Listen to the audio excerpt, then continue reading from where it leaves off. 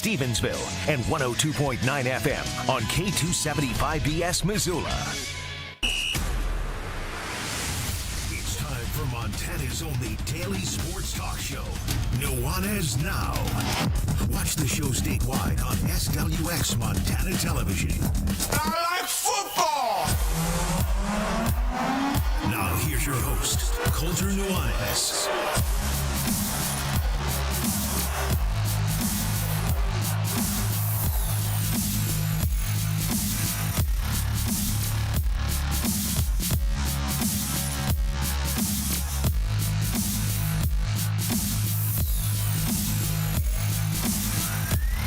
Wait, who got traded? Are you kidding me? Welcome in. Nuanez Now, 102.9 ESPN Radio, SWX Montana Television, and the ESPN MT app. I'm Coulter Nuanez coming to you through the Grizzly Disposal studio here at the Missoula Broadcasting Company. Grizzly Disposal, locally owned, veteran-owned, the only Bears that should be in your garbage. It is now officially the end of the high school sports season around the state of Montana, but not quite. Tomorrow, yeah, that's right, Tuesday in Butte, Hamilton will play for the Class A state championship.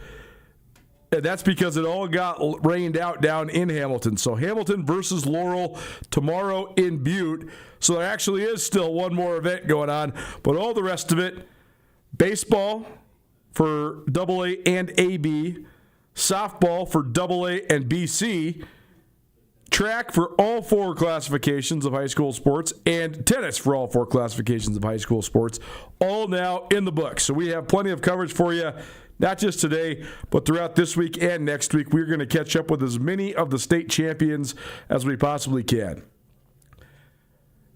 It's always just such it's a jog until all of a sudden you sprint down the finish, and the finish line keeps getting farther and farther away, because spring sports, there's so much sporadic nature to it, right? Almost all the sports are outdoors, but weather impacts. You got all sorts of various different cancellations, or people just going through some minor injuries or whatever, especially in track.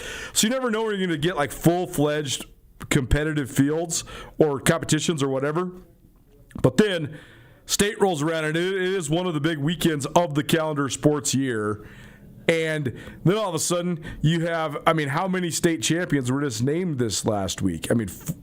8 in track and field, 8 in tennis, 3 in softball, 2 in baseball. The list goes on and on and on and on. So in an effort to do that, we're going to try to have interviews for you every day.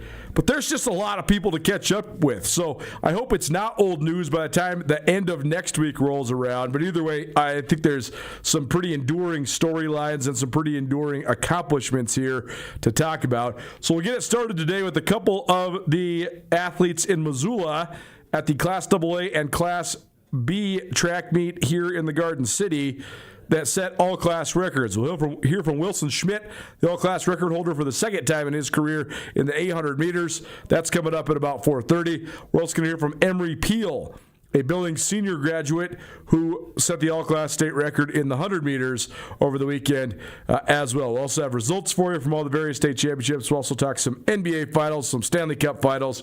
But we start with one of the bombshells that I have ever seen, and that is not hyperbole, that is not an exaggeration. The internet's a precarious place these days. The algorithm is crazy. There's so many bots. AI is real, and it's powerful. And so when you're scrolling the social medias, like my Twitter feed is pretty, I'm not going to say perfectly curated, but pretty dang good, because I know how to sort of manipulate the algorithm to make my feed be as much just sports news as it can be. So that's largely what I get, but every once in a while, an AI bot that's sort of like a parody account or a fake name or a fake reporter or whatever, they infiltrate my algorithm, and you get a piece of news that then turns out to be fake news. For example, last week going into I guess it would have been game 5 of the Western Conference Finals, there was multiple chat bot or like AI bot accounts on Twitter that tweeted that Shai Gilgeous-Alexander, the now 2-time reigning MVP in the NBA, was out with a pulled oblique. Well, then I'm sitting there thinking, man, That's going to alter how I analyze that game on this show. That's also going to alter the way I wager when I go to the Sportsbet Montana kiosk. So then I'm calling my brother. I'm like, is this real? Is this real? Is this fake? What's up with this? And he's searching. He's like, dude, I think that I don't see it on mine, so I think it might be fake. Sure enough, it's not on ESPN.com, which it definitely would have been. It's not on any of the major news outlets. So we determine it's fake. That's all to say then, when there's a couple fake Adam Schefter accounts. Adam Schefter is the great NFL reporter, insider. He has more than 11 million followers on Twitter. There's several fake Schefter accounts. So you got to make sure you're looking at the right one. Well, when you get to it, and it is Adam Schefter, and you're looking at this tweet, you're doing a double and a triple and a quadruple take. I cannot remember any time in the NFL when a player as high caliber, as productive, and as much in his prime as Myles Garrett got traded. That in itself makes it one of the bombshells in the history of the NFL. Myles Garrett set the single season record for sacks in a year with 23 sacks. He is the reigning NFL Defensive Player of the Year. He's won the sack title 3 times. He has 125 sacks in his illustrious career. He's a former number 1 overall pick. He was the number 1 player in his high school class. He was the number 1 recruit in the country all the way since he was 15 years old when he was a freshman in high school. The dude has been the best player in the world in football since he was a freshman in high school, basically. Never wavered, and he's at the height of his powers. The thing that's held him back is that he's been with the Cleveland Browns. And credit to him, he absolutely could have left. He signed 2 contracts with Cleveland. But the fact that he is traded, and he's traded not just traded, but traded to one of the preseason Super Bowl favorites in the Los Angeles Rams, which this certainly increases that, and the fact that he was traded for another player. That almost never happens either. First of all, there is no precedence for a guy like Myles Garrett getting traded. This is literally like Tom Brady or Peyton Manning getting traded in his prime. The dude is the best defensive player in the world, and he just got traded at the height of his powers. It's not like he had the sack record 3 years ago and he's on the way down. He just had it for a terrible team. We'll get to that in just a minute because I actually think there is something to that. I think the Browns have been losing so much so often during Garrett's career that he actually gets more sack opportunities just because of the way that the tenor of the game is set. But regardless, the dude is one of the freakiest freaks in the history of professional sports, and he is one of the most productive players the NFL has. But then the fact that he gets traded to the Rams, who were very good last year. I mean, the Rams were the team that gave the defending champion Seattle Seahawks the most trouble. Like, I thought the Rams were going to win the NFC, and when Seattle did, good for them. I thought they were 1A and 1B in the NFC, but Seattle was certainly, LA was right there with Seattle. But then you also factor in that this was straight up for Jared Verse and some draft picks, and then you start to wonder about the trade. Like, objectively, the Rams getting one of the a first ballot Hall of Famer is a win, no doubt. But I think Jared Verse is one of the best young players in the NFL. He's only in his 3rd year, going into his 3rd year. He's been dynamite so far for the Rams. Super disruptive, super physical, plays with an edge. Has been a Pro Bowler. So then you're thinking, okay, so Cleveland gets him. I think he's 6 or 7 years younger than Myles Garrett. They also get a first-round pick. Cleveland has a checkered, if not jaded, history of using first-round picks poorly. But the fact of the matter is that to get not just Myles Garrett for Jared Verse is straight up is not, Jared Verse is very good. Like Madden rating, right? Jared Verse is probably like, actually, let's just look it up. I bet Jared Verse is an 88. Yeah, I would have said he's like an 88, 89, 90, somewhere in there. Myles Garrett has to be a 99. I mean, he's the best player, in my opinion, in the NFL. And certainly the most physically formidable. Yeah, Myles Garrett's a 99. So, again, Jared Verse is a good player. This is a 99 for an 89 straight up. But it's not straight up. The Browns also got a couple different draft picks, including a first-round draft pick. So when I did the triple take about this trade actually going down, then it became real. Wow, what a bombshell. That was just the beginning of what was a crazy day in the NFL. That in itself would have just been, one of the headlining trades ever. I mean, Schefter's Twitter is crazy, man. He probably has a dozen tweets about this, just this trade. So, pretty big news day for him, pretty big news day for ESPN, and that was certainly the bombshell that led it. But then you get into the rest of the news of the day. Russell Wilson stepping away from football, officially official, and he'll go work for CBS. I am not a Russell Wilson fan, but I do think he's a very smart and articulate guy, so I think he'll be great on TV. I don't know if he's my cup of tea, but I think he'll be very polished and good at the execution of analyzing football on TV. Then the dominoes kept falling. The A.J. Brown trade or potential trade has been one that's been talked about a ton ever since he was traded from the Titans to the Eagles. There's been talk of him maybe going back to the Patriots. Well, then that talk was fueled on by the fact that Diana Rossini, yes, that Diana Rossini, the one that's been enraptured in controversy and has been dominating the NFL news headlines for the last several months, the former reporter for The Athletic, she had been driving home the narrative with a lot of anonymously sourced reporting that Brown was disgruntled in Philadelphia and he wanted out, and that the potential top target would be the Patriots. Well, the reason that was so controversial, once the affair between Diana Rossini and Mike Vrabel was leaked to the world, is, okay, how much influence is Rossini having with these anonymously sourced stories full of leaks that are all about A.J. Brown being disgruntled in Philadelphia? How much is she driving the narrative that he wants out? Will that influence him being traded? I think there's some validity to that. I also think if you watch the Eagles last year, A.J. Brown was clearly very disgruntled and very not content with the way things were going, and you could tell there was not a lot of good blood between him and Jalen Hurts, the starting quarterback for the Eagles. Well, now today, the Eagles officially trade A.J. Brown, and he does end up in New England. So he's going to the Patriots for a 2028 first-round pick, a 2027 fifth-round pick, and the Patriots have 2 fifths that year, so whatever's the better one of those,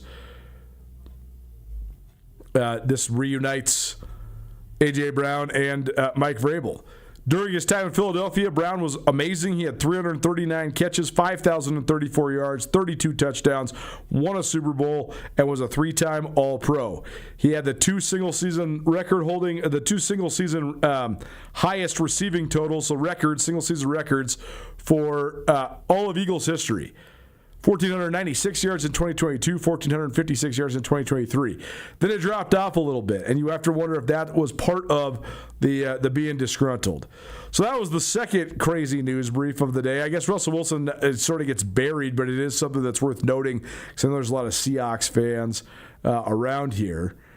Then you see the day that the Giants had. I don't know how much gas here these guys have left in the tank, but they certainly are reputable names.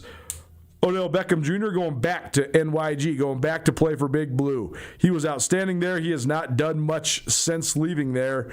I don't know how much he has left. I don't know if he can be just a contributing player or a good player or a great player like he once was.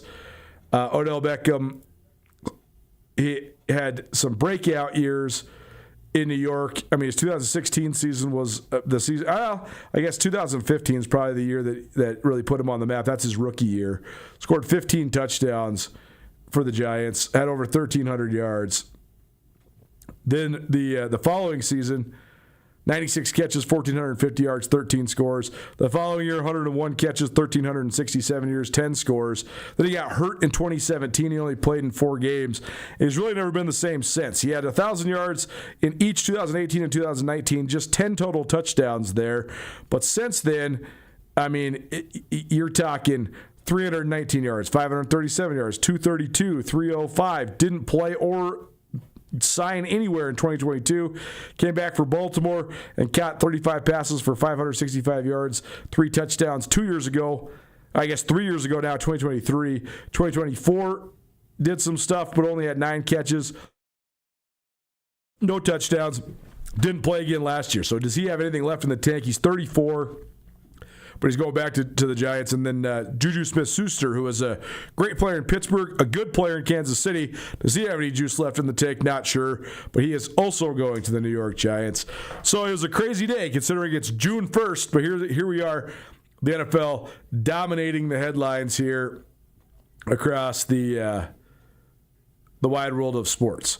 Nuanez Now, 1029 ESPN Radio, SWX Montana Television, and the ESPN MT app. You want to stream the show, you always can, 1029ESPN.com. You can also always use the ESPN MT app. You can also always find us on Facebook and on Twitch. And, of course, on our YouTube channel as well. Please subscribe to our YouTube channel. If you'd like to be a part of the show, 406-888-1029. That's 888-1029. And text it. Let us know what you want us to talk about. As always, coming to you through the Grizzly Disposal Studio. Grizzly Disposal has one bin recycling. They can pick it up for you at your house twice a month. You want to make the switch at the service or both. Call 406-541-7171. Grizzly Disposal, the only Bears that should be in your garbage. The NFL bombshell is too hard to ignore. We had to talk about it off the top. I think everybody was talking about this that follows the NFL sometime today during the water cooler chats or in your office or whatever. But I know you guys are here mostly for the local sports. So here's what went down over the weekend across the state of Montana. We'll start here in the Garden City as we are coming to you from the Missoula Broadcasting Company. The state AA softball tournament, the state AA and B track and field state championships, and the BC tennis championships were here in Missoula. And Billings West basically dominated everything that I just talked about. West ran roughshod over the AA softball field. They won their 4th state title in team history, their first since 2013, and they did it with a 10-0 win over Great Falls CMR in the championship game on Saturday. They got it started with a first-inning grand slam, never looked back, and got the 10-run mercy rule, I think, in just 5 innings worth of action. So Billings West gets the AA state championship. At the AA track meet, Billings West swept. The girls, utterly dominant, and ran away with the title.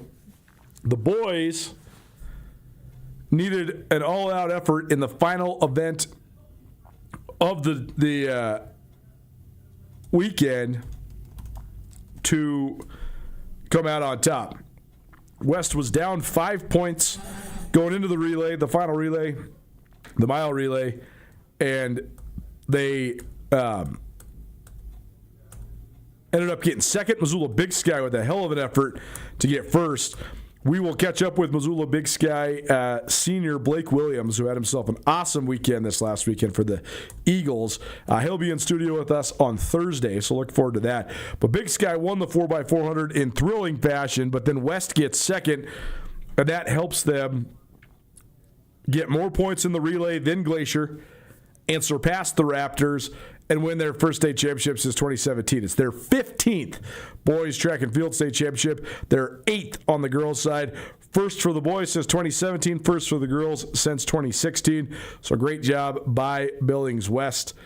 Demery Boyd, Nora Allen, Carly Mon, and they all played huge hands in this.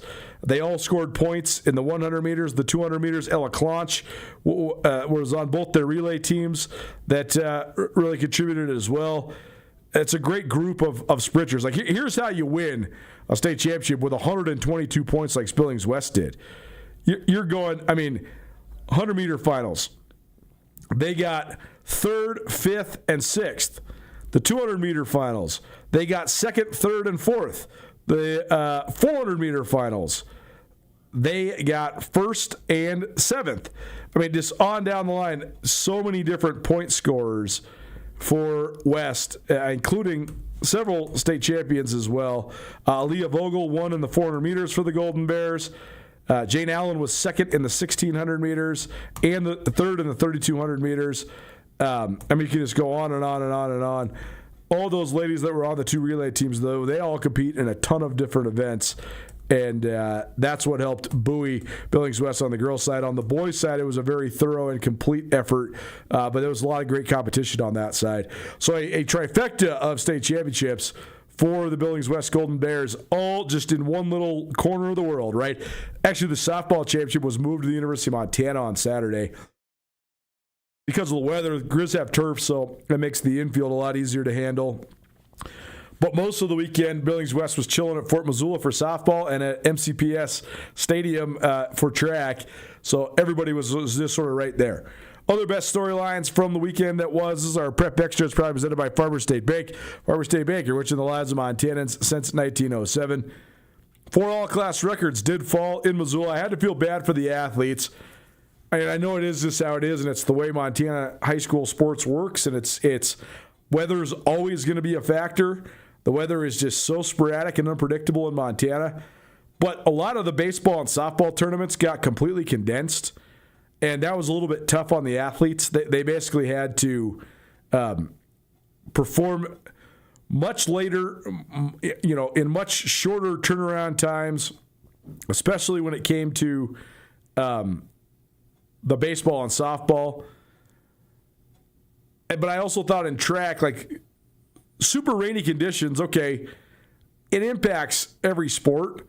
But playing baseball in the rain, okay, it definitely impacts you. But, not nearly as much as trying to hold a pole vault pole, right? Or trying to run a track. Your muscles are cold. It's just harder to find your best level. So there was 22 records that were up for grabs this weekend. We highlighted a whole bunch of them that maybe we thought we might see fall. And not nearly as many went down as I thought, but I thought the weather had a huge impact on that. And also some of the records are just really hard to break. But 4 all-class records were broken, and they all came at the AA meet. So that was certainly really fun to watch. Again, that 4x100 meter team from Billings West, they shattered the all-class state record to sort of get the meet off to a resounding start. Nora Allen, Demery Boyd, Carly Mon, and Aaliyah Vogel. Excuse me, that's the 4x400 meter team. They also won a state championship. But the sprint relay team, featuring Mon, Allen, Clonch, and Boyd, just absolutely blazed. 47:02, the state record winning time. And then 3 out of the 4 were on the 4x400 meter team that capped the meet for West by winning that championship as well. So great effort all the way around by really deep Billings West girls group, sort of spearheaded by all those sprinters. But I thought the 4x100 on Friday morning really set the tone. And that's a blazing fast time, really, really impressive.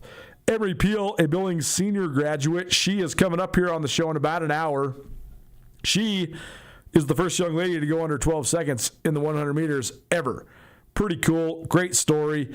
She didn't quite have her best time in the final because the 11.96 she ran came in the prelims. Then she ran 12.44 in the final, but that was still good enough for first place. She was excellent. She swept the 100 meters and the 200 meters. She also was in the long jump and I think got third. She also was on Billings Seniors, both their relay teams, and she helped them to third place finishes in each of those as well. So she certainly had a great weekend as well. Wilson Schmidt, who will join us here in about 10 minutes, he's a Belgrade graduate.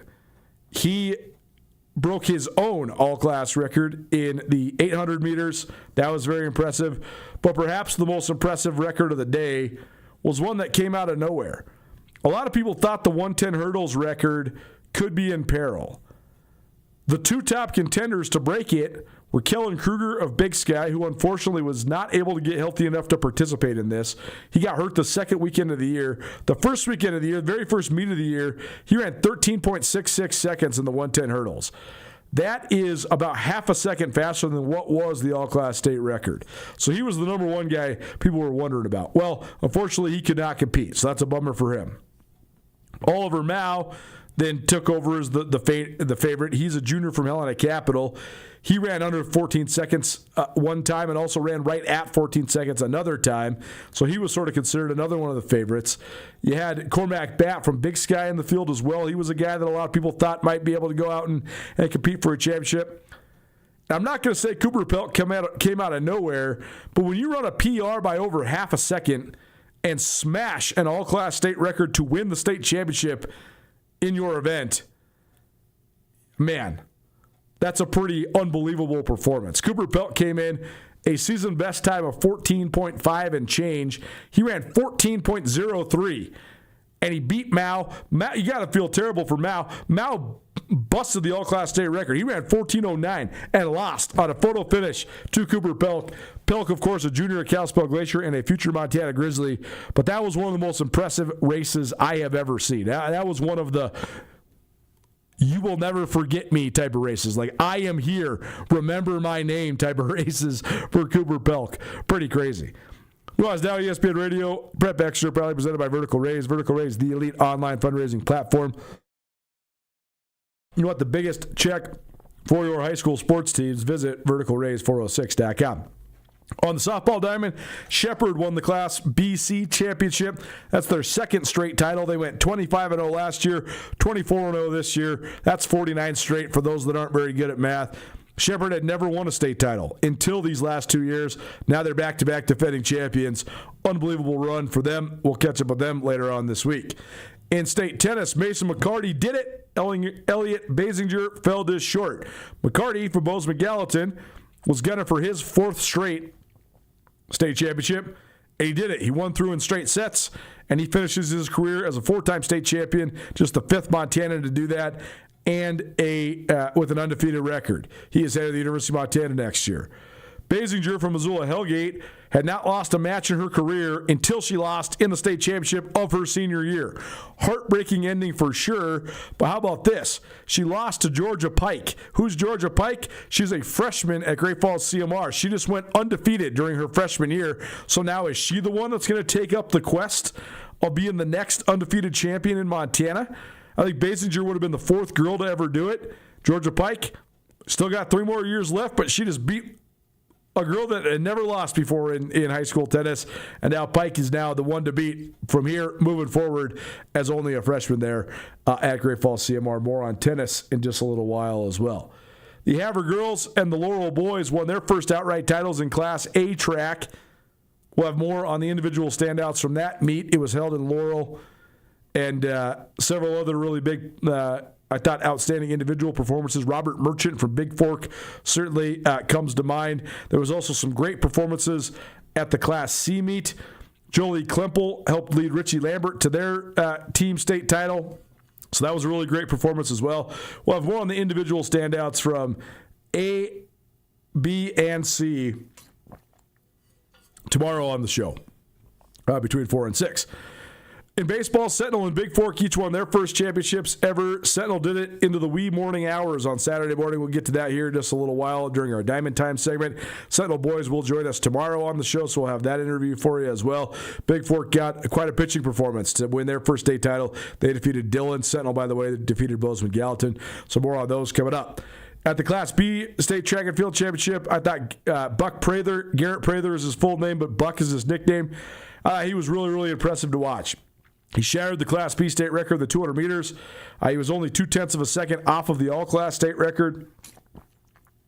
He swept the 100 and the 200, was also on state championship winning relay teams for the sprint relay and the mile relay, and he got second in the long jump, and he helped Columbus win the team title. He was one of my most favorite athletes to watch this last weekend. The Jefferson girls won their first state title in Class B. Allie Muffick won in the javelin. McKinley Doherty won the high jump and got second in the long jump, but mostly this was just a display of depth for the Jefferson girls. They had all sorts of girls that just placed in various spots, and that was certainly impressive to watch as well. And finally, in Class BC tennis, Valley Christian's got a pair of siblings that are pretty talented tennis players. Orlando Bork had played for the state championship twice in a row, but lost both times. This time he gets it done as a junior, so he's the Class C boys state champion. His younger sister, Tia, she is only in 8th grade. She wins her first state title in girls singles. That then combined to help Valley Christian's boys win their second straight Class C state championship. The Superior girls won the BC title as a team on that side of things. So there you go, a little prep extra presented by Farmers State Bank and Vertical Raise. We'll have all sorts of prep stuff for you all week long, including for the whole rest of this hour. On the other side, an all-class state record holder, Wilson Schmidt. How did he get it done? And what does his future hold? He's headed to Oklahoma State to run in the Big 12. That's next. Keep it right here. 129 ESPN Radio.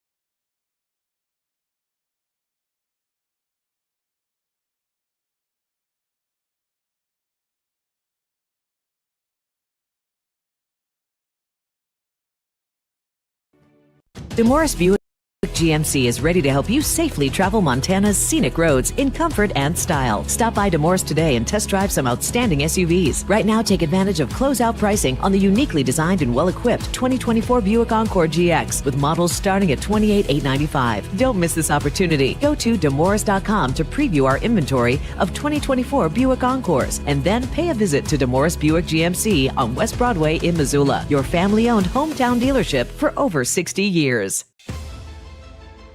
It's easy to see why Montana is the treasure state.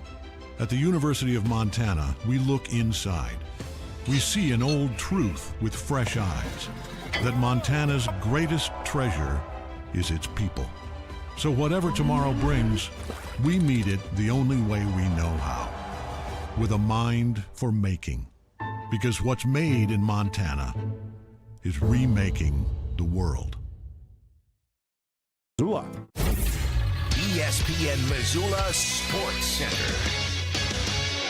Several Montana College lacrosse players earned national recognition this week as the MCLA announces 2026 Division II All-America teams. Hello, I am Hayden Smith. The University of Montana was led by standout goalie Joey Cordner, who earned the highest individual honor in Division II lacrosse by being named the MCLA Division II Player of the Year. Cordner also received first-team All-America recognition after a dominant season in net, helping anchor the Grizzlies' defense and establishing himself as one of the top players in the country, regardless of position. Cordner was also joined on the first team by fellow Grizzly defender Alex Wider. Montana also had 5 players earn honorable mention All-America recognition. Attackman Sully Kroger and Reese Barron were selected, along with short-stick defensive midfielder Reese McIntosh, long-stick midfielder Mason Slapper, and defenseman Alex Heck. Montana State had 5 players earn All-America honors. Attackman Vernon Laux led the way, earning second-team All-America recognition, while 4 additional MSU standouts were named third-team All-Americans, including midfielder Dexter Tedesco, short-stick defensive midfielder Andreas Lucero, long-stick midfielder Sam Radke, and defenseman Garrison Hansis. This ESPN Missoula Sports Center is presented by Canyon River Golf Club.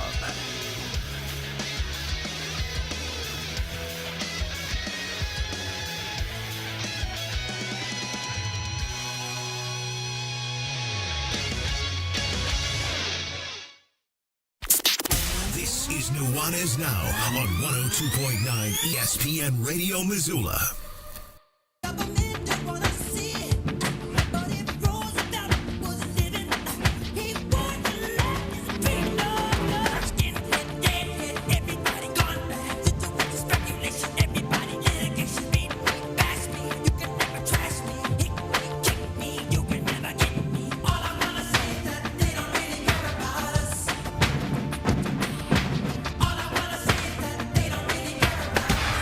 Welcome back. 129 ESPN Radio, SWX Montana Television, and the ESPN MT app. Colter Nuanez coming to you through the Grizzly Disposal Studio. Grizzly Disposal, locally owned, veteran-owned, and the only Bears that should be in your garbage. It was a wet weekend, but an impressive weekend across the state of Montana, but particularly in Missoula, where 4 all-class records fell at the Class AA state track meet. Billings West stole the show on the team side. Both the boys and girls swept, but I thought Wilson Schmidt was the athlete of the meet. He set the all-class state record in the 800 meters, turned around the next day, and won the 400 meters as well. He also was competitive in a couple other events, and Belgrade had themselves a good showing, considering some of their struggles since they transitioned from Class A to Class AA. And Wilson Schmidt, certainly probably the best athlete from Belgrade in their AA era. Let's hear from the man himself. Senior Spotlight continues here on Nuanez Now, 102.9 ESPN Radio, as well as SWX Montana Television and the ESPN MT app, where we're joined now by a young man who set the all-class state record in the 800 meters for the second year in a row. He also added a gold medal in the 400 meters as well. He's a recent graduate, actually just as of yesterday, from Belgrade High School. Wilson Schmidt, our guest. Wilson, thanks for being here, man. How's it going? Yeah, thanks for having me. It's going great, man. Just past few days, kind of hard to believe it happened, and yeah, happy that I was able to experience it. Yeah, I mean, how do you sort of deal with the sort of the finality of it all, but the celebration of it all? I mean, there's a lot of stuff going on, right? I mean, you got state in Missoula, and it's a sort of a crazy deal with all the weather that's going on and the delays and all that. We'll get into that in just a minute, but also got high school graduation and stuff too. So how'd you sort of get yourself mentally prepared to just handle all the various different emotions that came with this weekend? Yeah, if I'm being honest, the emotions it hasn't quite hit yet, but I just took it one event at a time, and just really tried to be there and in it and just fully experience what is my last state meet. So it was a lot of fun. Like, great team, biggest team we've ever had brought to state, actually, which was pretty cool to be a part of that, and just the team bonding and all that was it was a lot of fun. Well, take me through your mental preparation for the 800 meters, because you set the all-class state record last year. I know you really wanted that again this year. So when you're getting ready for the race, what's going through your mind? What are you thinking about, in the 15 minutes leading up to it, and then when you get in the blocks? Yeah. So all I was thinking about during that, the warm-up for it was, how much can I beat the second place guy by? Like, I was just trying to make that gap. Like, I was thinking about it. I had a race plan in my head going through it, and just get out that first 200 as hard as possible. Make sure no one's there to kind of stop my top end speed from fully getting there, and just really drop the hammer for that first lap and just hope and pray for that last one. When you turn the corner, you're coming down the stretch, you got 150 meters left. Do you have any idea in your brain, where you're at in terms of time? I not really. I knew I was going to be close, and just that last 150 meters was, I need to get moving if I want this to happen. And Taylor behind me was just, that helped a ton. The last, I think it was 250 meters of it, on that back stretch, I heard his footsteps behind me, and if I'm being honest, that scared me. That I was getting flashbacks to sophomore year, where I didn't quite get that win in the 800, and I didn't want that to happen again, and that really pushed me. I feel like that is what got me to get over that hump and finally run 149. Wilson Schmidt joining us here on Nuanez Now. It's our Senior Spotlight, probably presented in part by McElberry Homes. McElberry Homes, the premier custom home builder in Western Montana. Also happy to support high school athletics across the great state of Montana. You mentioned Taylor Neal from Bozeman. I mean, he's a great runner himself. So, I mean, does that help you, having guys that can sort of push you in this event, even though you are so elite? Yeah. Having someone there where I don't necessarily see them during the race, but hearing them behind me and just knowing that they're there, and if I don't keep pushing it, I probably will get caught. Just it really helps motivate me, and because I'm not a big fan of losing, as most people are. Like if I go into a race, I'm going to win it. And just having that caliber of runner behind me pushing is it helps a lot, makes it a lot easier. Well, for sure. And the crowd, you could tell the crowd sort of knew, especially because you had set the record the previous year. So I think everybody sort of had it marked on their program. Okay, here's a race we really want to watch. And it was so cool to see because they can see the time, right? And you're coming down the stretch. It's like, is he going to do it? Is he going to do it? And that last probably 50 meters you got through. So then when you look up at the scoreboard and you go under 150, what was your reaction? Yeah, I was super excited, just pumped to see that time. One of my coaches was actually at the end of on the fence at the finish line, and they told me before anyone else, before I even saw the time, that I was under, and just so much excitement. I remember crossing that finish line and almost gave myself whiplash trying to look at that scoreboard to see if I did it.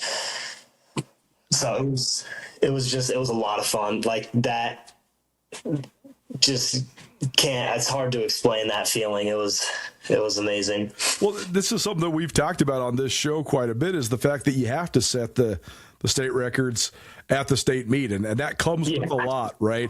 I mean, it's a lot of pressure to know, hey, I have to run my best time ever at this exact moment, right? Mm-hmm. But you saw a whole bunch of records fall this weekend, which was pretty darn cool. So, I mean, did you feel the pressure of that? I'm sure you knew what your best time you had in you, but did you feel that this coming into this meet, that since you have to do it sort of in the biggest spotlight? Honestly, I didn't feel a whole lot of pressure. I knew the meet before at divisionals, I knew I had it in me. I didn't quite run it. I think I ran 151 high, but some things happened in that race that slowed me down a little bit, and I just, going into that state week, I knew what I did wrong there, and with that in mind, I knew I could shave that time off, and just going into it without a lot of pressure on me, I feel like that really helps settle some of the nerves that you get when running, and just made it so I could run my best time. So how did this become your race? I mean, the 800 meters is one of the most grueling disciplines in all of sports. How did this become the thing that you are into, that you're obsessed with? Yeah, it wasn't at the start. My freshman, my freshman year, I was actually, I was fully convinced I was going to be 1632 runner. And I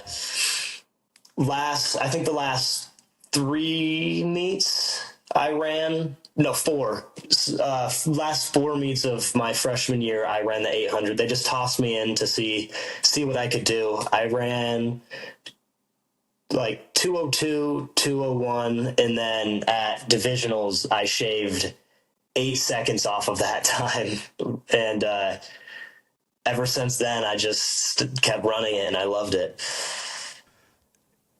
Do you have any, do you love, there's so much, pain's probably the wrong word, but there's so much mental fortitude that goes into running the race. Do you enjoy that part? Do you enjoy sort of battling with the demons that come with running the 800 meters? Yeah, I love it. I mean, it's the most rewarding race, I feel like, just knowing you can push through that pain, and then getting through it it hurts, but you don't get that feeling anywhere else.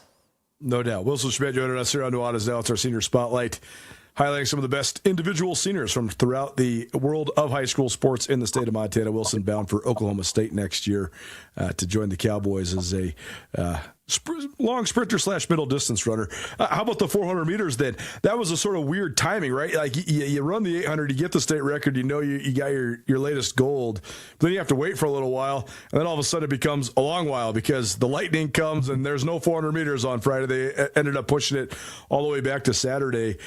So what was the reset like? Did it actually maybe help you having a little bit extra time to get ready for that race? Yeah, I definitely think the delay helped me a lot. I remember warming up for that and just thinking to myself, I'm tired. I was still ready and prepared to race it, but like going into it, I was hungry. Like I wasn't fueling quite right beforehand. And then, the lightning delay was honestly kind of a blessing for me. Got to eat, do all that, like to get all the prep work done. And then the next day, just really be able to run a good time. And it was, turned out probably the best for me. I'm so interested in that part too. How do you go about the eating when you have multiple events in a day, right? Because you don't want to be running the 400 after just eating, right? But you do need some fuel after you just emptied the tank, probably. Mm-hmm. Yeah, a lot of it's like mostly small stuff. But if I'm being honest, once that lightning delay hit, my team had rice bowls at the tent, and I ate quite a bit of that, and then I was hoping, please get delayed to the next day. Right. This 400 is going to hurt if I have this much rice and meat in me.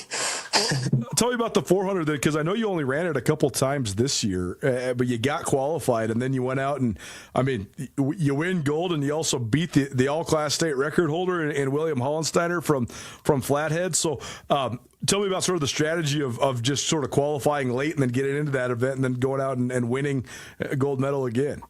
Yeah, so coming into the season, I was really hoping to race more 400s, but I had a hamstring problem at like the second day of practice, and that kind of shut me down for the first few weeks, and we had to transition into just recovery and just making sure I'd be healthy by state.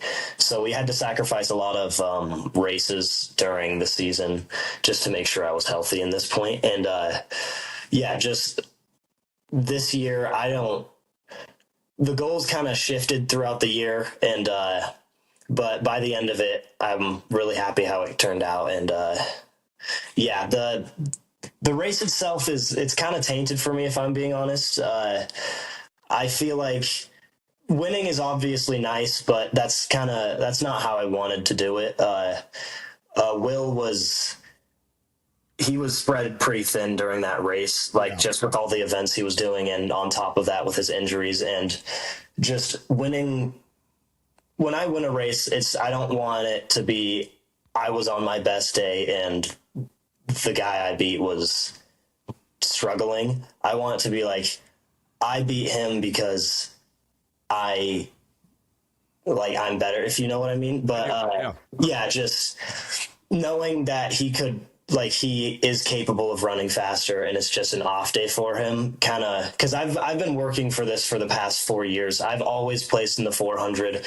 I was either second or third throughout freshman through junior year, and then this year to win it like that, it's still amazing feeling, very accomplished. I'm happy with my time, but there's a little bit of regrets there. Yeah, you want your opponents to be at full strength, right? Yeah. Well, I thought that was sort of an interesting storyline throughout the whole meet too, right? Because there was some awesome performances, but then there was also some guys that were missing in action or maybe weren't at their best as well. And I think the general public doesn't understand that as much about track and field. Staying healthy is one of the biggest priorities, right? Yeah. You get hurt way more than people understand, even if it's a little tweak here or there, right? Yeah, it's one of the biggest struggles in track, just ramping up your workouts as well as trying to stay healthy and make sure you can sustain it's a struggle, and it's hard to find that perfect middle ground where you're working hard but not overtraining. And it's a battle to get there. Yeah. Wilson Schmidt joining us here on Nuanez Now, our senior spotlight, probably presented in part by Dazzler's Car Wash. Treat your car like it deserves to be treated at Dazzler's. So then, did you get a chance to, I'm sure you're watching your other teammates and stuff like that. Did you get a chance to watch any of the other finals or any of the other stuff that was going on after you completed your body of work? Yeah, well, if I wasn't warming up or racing, I was down on the track cheering on my teammates, and it's a lot of fun to see them all their work paying off as well. And we have.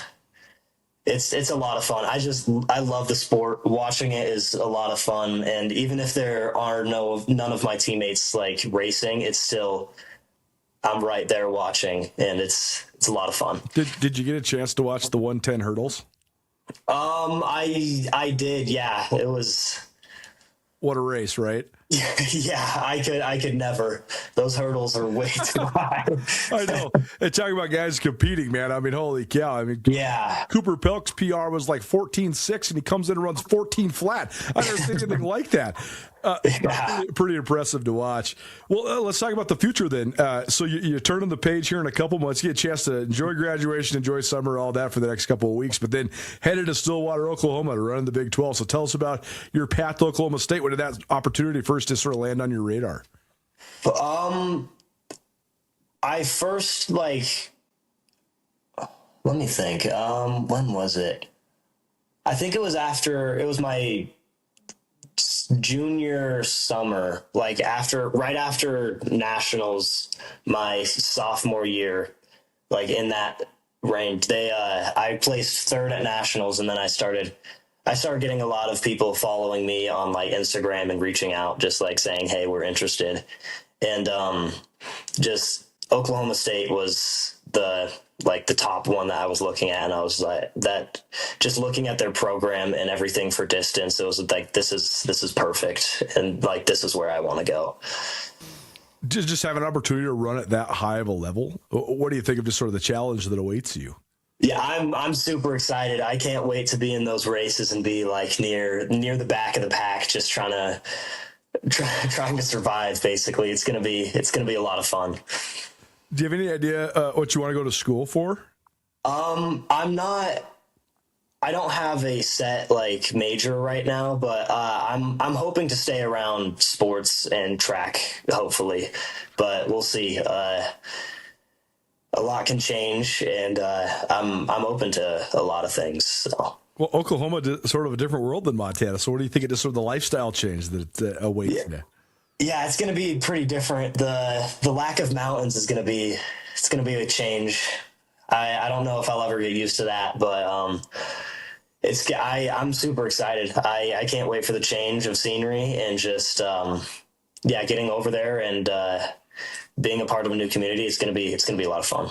Well, it's certainly going to be fun to follow along and watch. Last thing for you, how much do you think this has set you up for your future now? Just the fact that you have competed at a high level in Montana and you've gotten those opportunities to compete at regional and national meets and things like that. How much do you think that sort of set the stage and provided you the opportunity now to go compete in the Big 12? Yeah, it definitely gives me a lot of confidence knowing that I can go into it and just compete. It's gonna be a lot harder in college. I'm super excited for that, just having a whole lot of competition. But I think it's set me up well, and I'm looking forward to the opportunities in the future. Wilson Schmidt, Senior Spotlight, Belgrade High School here on Nuanez Now, 102.9 ESPN Radio, as well as the SWX Montana Television and the ESPN MT app. Wilson, we appreciate the time, man. Thanks so much for joining us. Yeah, thank you for having me. All right, probably presented by Dazzler's Car Wash of Missoula. Treat your car like it deserves to be treated at Dazzler's. We'll have some giveaways coming up, actually starting later on this week, but keep it tuned always. Senior Spotlight, we're going to have, we say we're going to have 2 a week, but sometimes it gets up to 3, 4, 5 a week. We're going to have 2 just in this show. Emery Peel coming up here in about, probably about 25, 30 minutes. So, Billings senior record setter, the 100-meter queen of Montana after her 11.96 seconds over the weekend. Well, it's down. Don't change that dial. Diamond time on the other side. 102.9 ESPN Radio.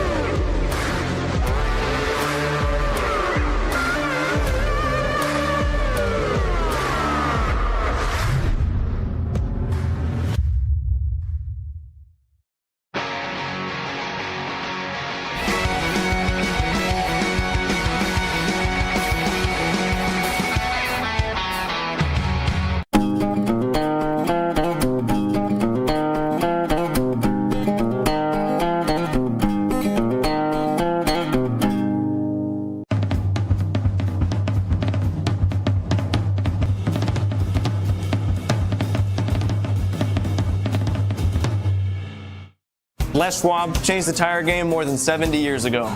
Today, we still believe you should get more from less. Like more hustle, less hassle. More of the best service around, less of the runaround. Because we include America's best tire warranty in every tire we sell. So you get more unbeatable warranty, less charging you extra. It's why we're more than proud to say, you get more from less.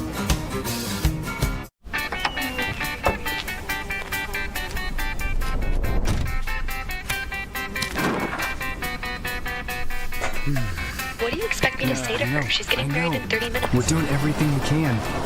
John, can you hear me? John.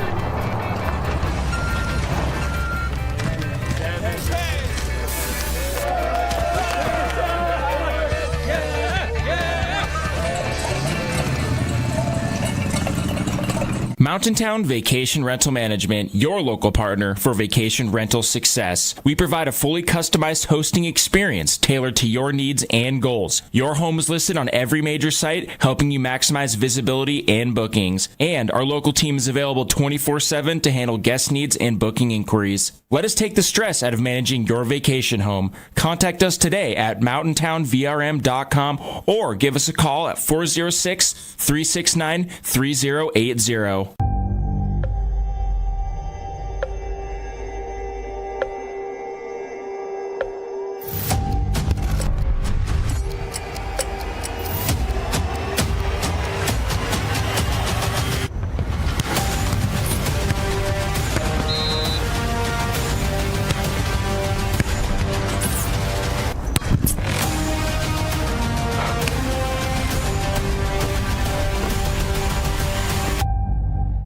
And this station. Nuanez Now on ESPN Radio.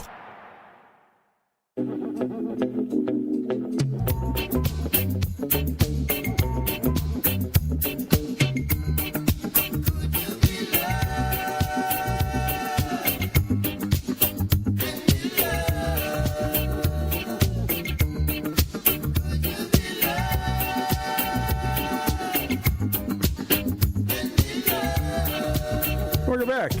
129 ESPN Radio, SWX Montana Television, and the ESPN MT app. Colter Nuanez coming to you through the Grizzly Disposal Studio. It's time for Diamond Time. It's probably presented in part by DBAT, Baseball and Softball Academy, as well as DeMorris Automotive. Diamond Time, we talk all things Diamond Sports, but heavy on the preps this week because we had state champions crowned. 2 in baseball, 2 in softball, 1 still in softball. We are awaiting. Here's the scoop on that. Southwest number 1 Hamilton was hosting the tournament in Hamilton. They advanced to the state title game for the first time since 2018. They beat Frenchtown 15-7 to bump Frenchtown down the losers bracket. Then number 2 Laurel, Southeast number 2 Laurel made it to the Chipper for the first time since 2006. They run-ruled Frenchtown 11-1 in 5 innings. That was a loser take third game. So the Bronx get a trophy. Frenchtown Bronx, that is, get a trophy. But Laurel's the one that charges on. Well, then there was a rain delay at 2 p.m. before what was supposed to be a 3 p.m. start on Saturday, and it just kept raining. So they ended up not getting it in, and they rescheduled it, and now it's going to be played tomorrow. That's 2 p.m. Tuesday at Stodden Park in Butte. That's according to Hamilton Athletic Director Travis Bloom. Hamilton will need 1 win to win the state championship. Laurel will need 2 to win the crown. So, you know, on one hand, the right to host is not earned. It's just bid processes. It's not like college where if you win the regular season, you get to host that year or the next year. Hamilton was going to host regardless if Hamilton softball was good or not. On the other hand, that's just a bummer for Hamilton that they don't get to win it on their home field if they were going to win it. But it also is kind of cool to get to play a neutral site. They're going to be the spotlight. Everybody's going to be watching this because there's no other high school sports on the docket. So, just interesting. I can't ever remember a state championship game for softball being played on a Tuesday at a neutral site, but that's where we're at. And it makes sense. I mean, Hamilton and Laurel, they got to meet in the middle, and Butte's basically in the middle. So Class A still up for grabs. Class AA Billings West won their 4th title ever, their first since 2013. A dominant performance in the title game. They won 10-0 over Great Falls CMR. Tatum Bush was one of the stars. She was absolutely dealing on the hill. She struck out 8. She only faced 21, so that was pretty impressive. Also, Elise Steinmetz, she blasted a grand slam to put the Golden Bears up 4-0, and they never looked back. So, Billings West, your champions of Class AA softball. In BC, Shepherd is back-to-back champions. They've won 49 straight. That's as many games as they've played over the last 2 years. So that's a pretty impressive winning streak. Charity Dunn, the star for Shepherd, as they beat Florence Carlton 6-0 in the BC championship game. This was played in Billings. Dunn threw a complete game one-hitter to lead Shepherd to their 49th straight win and their second straight state title. Baseball Class AA. This was also totally condensed. It was supposed to be a Thursday through Saturday. They knocked Saturday completely off the docket, so they had to play all the games on Thursday and Friday. The state championship game was supposed to start at 7. It didn't start till 10. It didn't get over till after midnight. So this was actually won on Saturday morning. Ironic that they canceled all the Saturday games and they still didn't finish the tournament until Saturday morning. But Sentinel comes up with their first ever state championship. They beat Bozeman Gallatin 6-3. Stellan Ridley, the star, he had 2 RBI triples, and Sentinel wins what was a marathon day. They actually only had to play 3 games over the 2 days, which is a lot different than it could have been, but definitely a cool deal, but a challenging weekend for everybody that played in these diamond sports in these condensed tournaments. It is Diamond Time. It's proudly presented by DeMorris Automotive. DeMorris Automotive has been family-owned in Missoula since 1958. DeMorris Automotive at 3115 West Broadway, proud to offer Buick, GMC, and Mercedes-Benz. And also proud to present Diamond Time. Class AB baseball, Hayden Mayer, one of 4 Big Fork seniors, was the Vikings star as they won their first ever state championship. They had a 7-2 win over previously undefeated Dillon. Mayer is a lanky right-hander who scattered 6 hits, only walked 1, and only gave up 1 earned run. He also had a couple hits as well, threw 91 pitches to record his 6th victory of the year in Big Fork, your champions in Class AB baseball. So that's another new state champion on the Diamond. Diamond Time probably presented by DBAT of Missoula. DBAT Baseball and Softball Academy has batting cages for all ages and ability levels. They also have an awesome pro shop with all sorts of diamond gear in there. Need gloves, bats, balls, any of that stuff. Go to DBAT first. We got swing cards for you. We got 275 free swings at DBAT. You and somebody else go take your cuts there at the premier batting cage facility in Missoula. You want some? We got them. 406-888-1029. Call or text. Let us know. 406-888-1029. You want 2 cards to get you 75 swings each to DBAT Baseball and Softball Academy in Missoula. 406-888-1029. Hour 1 of the books. Hour 2 coming at you. Don't change that dial. Keep it right here. It's 1029 ESPN Radio.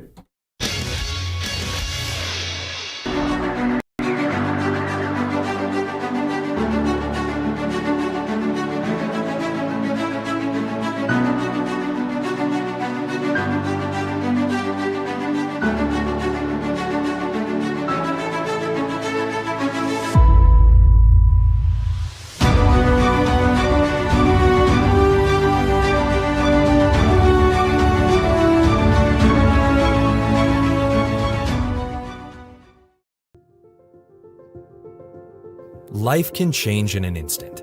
If you've been hurt in an accident, suffered from medical negligence, or are facing criminal charges, you don't have to face it alone. At Ryan Miller & Coburn, we're here to listen and fight for you. We're your neighbors, traveling across Montana to stand by your side as your link to justice. Real people, real help, right here in Montana. Ryan Miller & Coburn, your Montana attorneys. DeMorris Buick GMC is ready to help you safely travel Montana's scenic roads in comfort and style. Stop by DeMorris today and test drive some outstanding SUVs. Right now, take advantage of closeout pricing on the exceptionally designed 2024 Buick Envision with models starting at $39,795. Don't miss this opportunity. Go to DeMorris.com to preview our inventory of 2024 Buick Envisions and then pay a visit to DeMorris Buick GMC on West Broadway in Missoula, your family-owned hometown dealership for over 60 years. Around here, we see a lot of people head out. No matter where they're going, we just make sure they're ready. Before you hit the road, get a pre-trip safety check at Les Schwab Tires. It's free.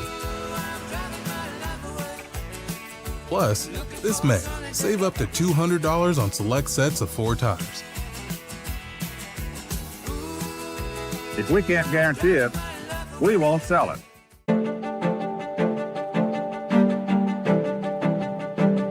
Life's about the journey, not the destination, right? Why can't it be about both?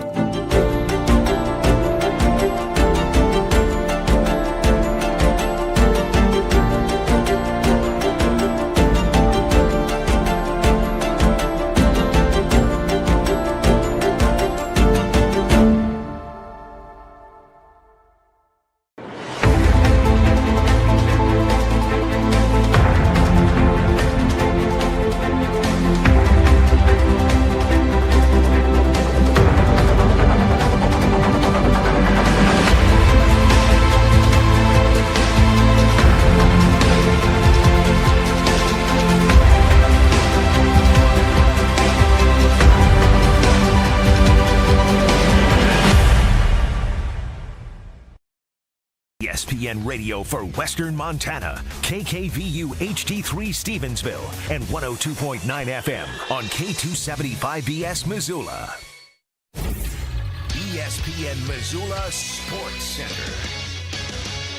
It took until the wee hours of Saturday, but the Spartans have their first ever state baseball championship. Hello, I am Colter Nuanez. Missoula Sentinels baseball team made history just after midnight Saturday morning. The Spartans, who were the Western AA's top seed headed into the first ever Class AA baseball tournament, leaned on a strong start and a solid finish to prevail over Eastern AA champion Bozeman Gallatin 6-3 in the first ever AA baseball championship at Three Legends Stadium in Butte. The championship was moved to Friday evening to avoid poor forecast on Saturday, and then delays ensured it didn't start until after 10 p.m. High school baseball in Montana is in its 4th season, and Sentinel concluded its 2nd season with a state title and on a 7-game winning streak. The Raptors were in their first year ever. Sentinel finishes 15-8, and Gallatin finishes 18-2. Sentinel junior Stellan Ridley led the charge with a pair of RBI triples for the Spartans, while Owen Dale also batted home too, as Sentinel earned its first crown. With the weather in Polson seeming to hold off just long enough to crown an AB state champion, Big Fork took home the program's first ever baseball title on Saturday at O'Malley Park. Big Fork held off Dillon 7-2. Hayden Mayer threw a complete game for the Vikings while also carrying the offense. His double with the bases loaded cleared the bases and gave the Vikings a 3-1 lead. For all the news on the spring state championship weekend that was, tune into Nuanez Now between 4 and 6 p.m. on 102.9 ESPN Radio.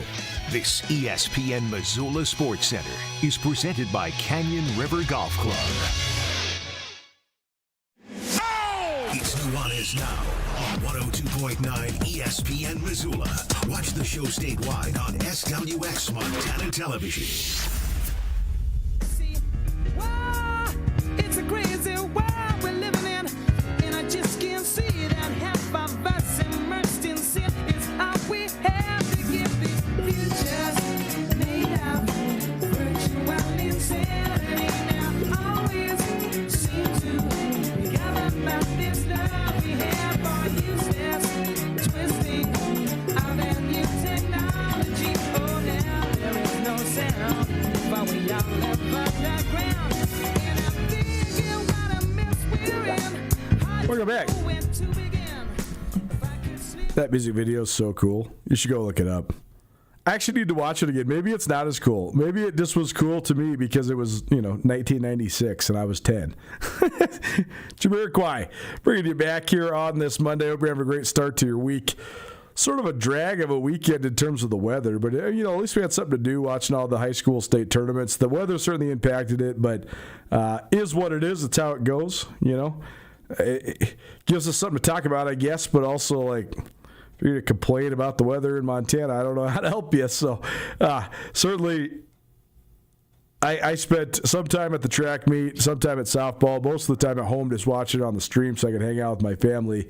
But congratulations to all the athletes that did compete, and great job enduring all of that. And here we are. We closed the chapter. There's a handful of athletes competing in the NCAA championships this next weekend. I guess it's 2 weekends from now. In fact, it's the second weekend of June when everybody heads to Eugene. We will highlight Rob McManus from Montana State and Kevin Swindler from Montana this week, and probably catch up with a couple of the other qualifiers next week as well.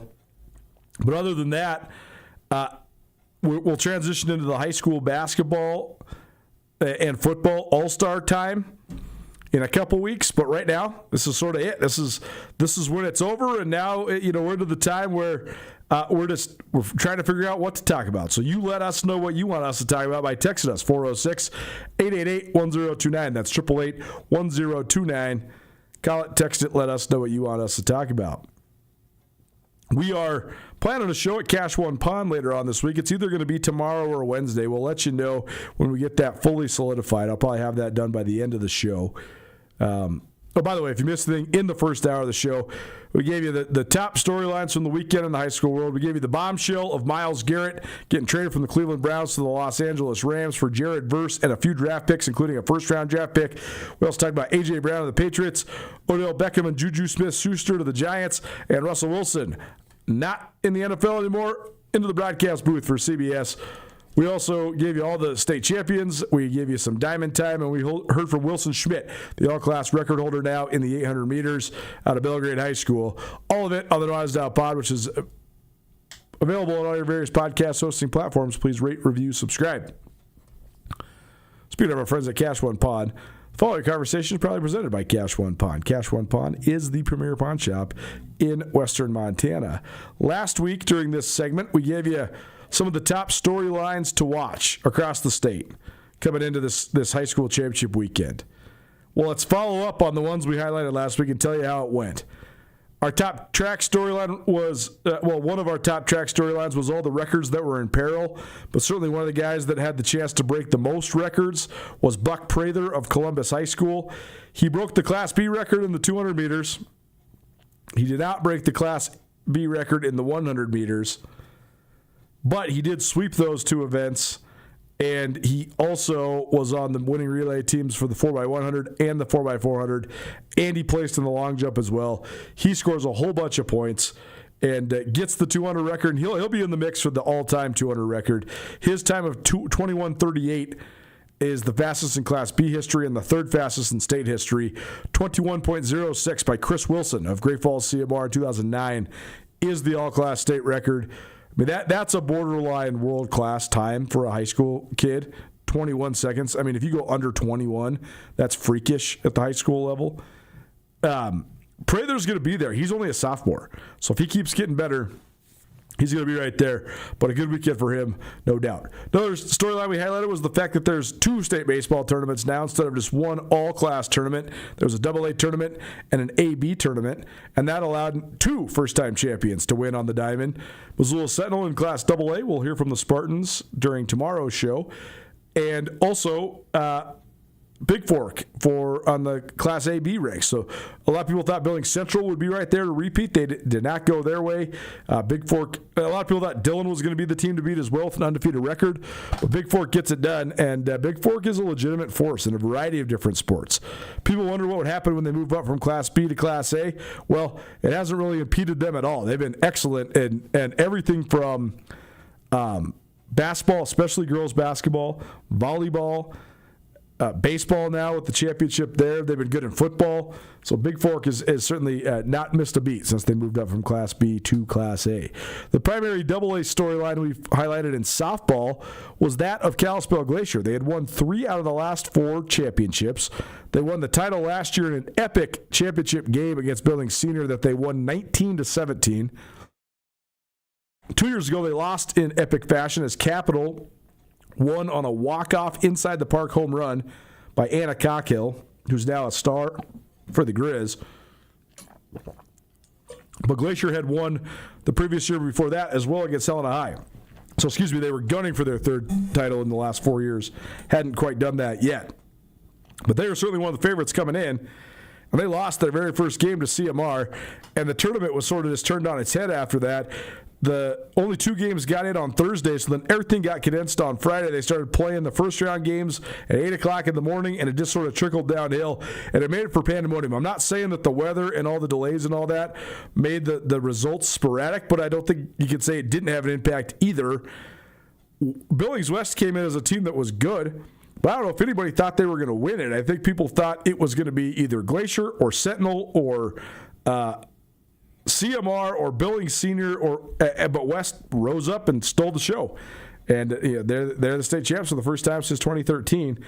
But that sort of first domino that fell was CMR beating Glacier in the first game and dropping the Wolfpack straight in the losers bracket. Then Big Sky lost to Belgrade. Big Sky was a team people thought maybe could make some noise. They have such good hitting prowess. But then they had to play Glacier. Those are the two best teams in the West, basically. Those two and Sentinel are the three best teams in the West.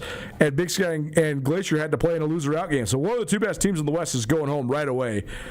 Big Sky lost, then Sentinel lost a loser-out game as well. And all of a sudden, there's no Missoula teams in a Missoula tournament. And there was just a whole bunch of crazy sporadic results from the AA tournament. But that's why tournament play is great. We also highlighted Frenchtown, their quest for a 13th state championship. They were the reigning champions, but they lost Ryan Lucier, who was the reigning Gatorade Player of the Year. She got hurt before the season even started. And she's their ace pitcher. She's their ace hitter. So they had to sort of start from scratch. They still made a run, and they got third place. But Hamilton, the team that's still alive, I say still alive because as we highlighted in hour number 1, Class A tournament's not over yet. There's still softball left to be played, and they will play it tomorrow in Butte. Hamilton remains undefeated. They play Laurel. Laurel lost once in this tournament, so Laurel's going to have to beat Hamilton twice to win the state championship, whereas Hamilton wins once tomorrow in Butte. Hamilton's the state champions. It's the Bronx first time in the state title game since 2018. The Locomotives first time in this title game since 2006. So sort of snap streaks there. I also asked last week, is there a new power in Class BC for softball? Florence had won 12 titles, but none since 2022. Manhattan was the defending state champs last year and made it back to the state championship game, but they lost to an upstart Shepherd team who had never won one before. Well, now the answer is yes. There is a new dynasty in Class B softball, and that is Shepherd. They've now won 49 in a row. They are the two-time now reigning champions, and they'll come in with a head of steam into next year. They will see if they can continue that momentum, but back-to-back, pretty hard to do and pretty impressive. Nuanez Now was part of the conversation, probably presented by Copperstone Storall. Copperstone Storall is the premier storage facility in western Montana. They also have RV and boat storage. So if you need somewhere to store your boat before the summer, during the summer, after the summer, during the winter, hit up Copperstone Storall, 728-STORE or copperstonestorage.com. Tennis. Gallatin senior Mason McCarty was shooting to become the fifth boy in state history to win 4 straight state tennis titles, and he did it. He won in straight sets in the championship match, so he's a 4-time champion. He will bring his talents from Bozeman Gallatin High School to the University of Montana. We also highlighted the Hillgate girls. They were denied a 3rd straight state title last year, but they looked like they were in the mix for their 3rd title in 4 years behind the powers of senior Elliot Basinger. Basinger looked like a good bet to win her 4th straight singles title. She would have been only the 5th girl in Montana history to do that. She has never dropped a match in high school until she lost the match to Georgia Pike of Great Falls CMR. Pike is a phenom. She is a freshman. She went undefeated this year. And the fact that she ended the reign, I mean, Banzinger has won 3 straight state titles for Hellgate before this weekend. And again, had never lost a match in her high school career. She loses to a freshman. That's a tough way for it to end, but I also think you could see just very apparently the talent. And I think Georgia Pike is going to be a name that we remember for quite some time. So that was one of the storylines that didn't come to fruition coming into this last weekend. We also talked about the Whitefish boys. It had been 36 years since they won 2 straight state championships in tennis, and it looked like they had all the pieces in place. Well, they did it not only in boys to go back-to-back, but they also did it in girls to sweep the Class A title. So congratulations to Whitefish. That's pretty cool to sweep them for the boys and girls state championships. Class BC tennis was in Missoula. Valley Christian came in as a contender. Conrad looked like they were maybe going to run away with the boys title, though. But Olander Bork said not so fast. The Eagles sophomore had been to the state championship match twice already. He'd played as an 8th grader and as a freshman.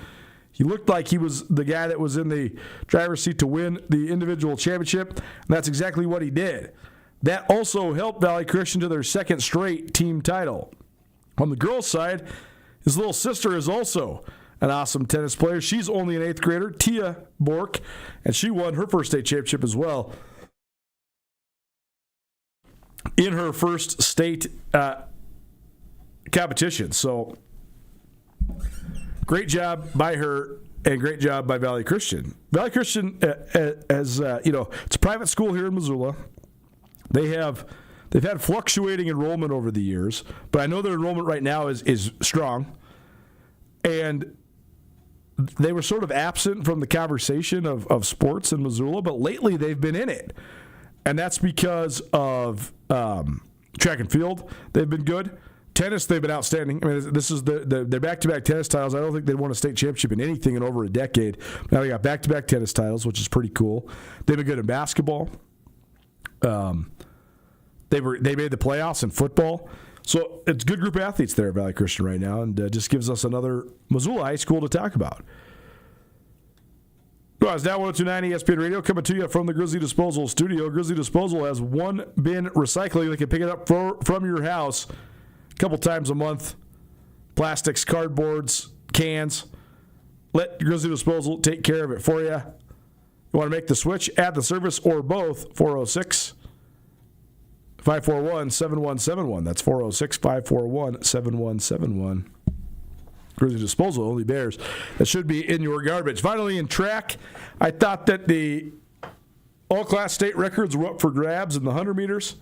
On the boys' side, 100 meters, 200 meters, 400 meters, 1,600 meters, 3,200 meters, 110 hurdles, pole vault, long jump, and triple jump. On the girls' side, I thought the all-class state records, were up for grabs in the 100, the 200, the discus, the high jump, and the pole vault. Well, the girls' 100 did get broken by Emery Peel, who we're going to hear from here in just about 10 minutes. No other girls' records fell besides the girls' 4x100 meter record. Billings West broke that one. On the boys' side, I thought the pole vault record was the one that was the most disappointing. Braden Briscoe from Helena Capital went 16'6" at divisionals. I understand sort of why they make it that you can't break state records except for it's at state meets. Because they want to have the most perfect laser timing. They want to have the most perfect and accurate wind gauges. They want to know if it's wind aided. Well, the laser time and the wind aided is very impactful in everything from the 100-meter dash to the 300 hurdles to the long jump. For the vertical jumps, and particularly the pole vault, the elements are nothing but detrimental. There is no element that can help you. It only hurts you. And the height is the height. There is no AccuTrack. If it's 16 feet 6 inches, that's what it is. So you feel terrible for Braden Briscoe. He won the state championship for the second year in a row in the pole vault. He went 15 feet, which is an unbelievable jump for a high school young man. But the week before, he went 1.5 feet higher. He deserves to be the all-class record holder. He broke the all-class state record. He just did it at divisionals and not at state. And when it's raining and pouring like it was this weekend in Missoula, I just don't really know how you do that. But Briscoe did get redemption because he also came out of nowhere to win the 100 meters. He was in the field and in the final, but he was not even close to the favorite. He smoked a whole field of unbelievably talented runners. And this is an unbelievable stat. This is from Kirk Sinnis at the Helena Independent Record. Braden Briscoe of Helena Capital is the first boy to win the pole vault and the 100 meters at state since 1940. It's only happened twice in the history of high school track and field, and he's the first one to do it in, do the math, 86 years. Pretty crazy. The all-class state records, though, they did fall on the boys' side. The 800 meters, Wilson Schmidt, we heard from him earlier this show, and then also Cooper Pelk from Kalispell Glacier smashed the 110 hurdles record. He also sort of came out of nowhere to get that done as well. Nuanez Now June at ESPN Radio. There's a handful of qualifiers to the NCAA National Championship meet at the college level. We'll highlight those. We're also going to hear from Emery Peel, a Billings senior graduate and the new all-class record holder in the 100-meter dash. That's next. Don't change that document right here, 102.9 ESPN Radio.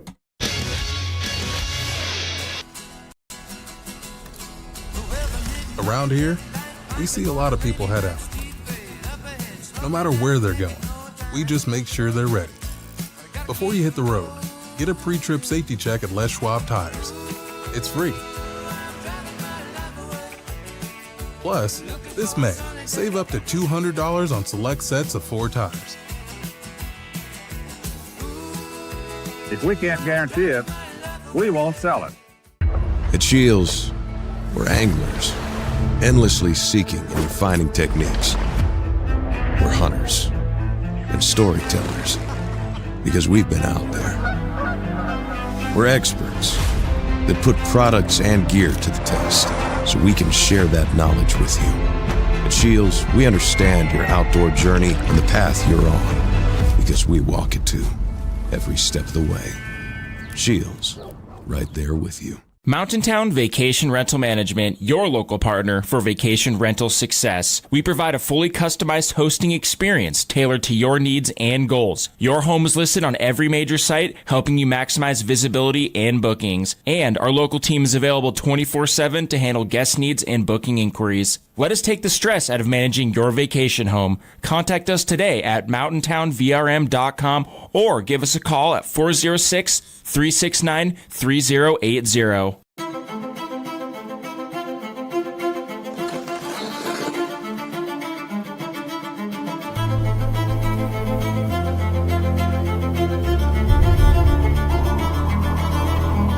The rare moments in life, they're not just few and far between. They're meant to be treasured.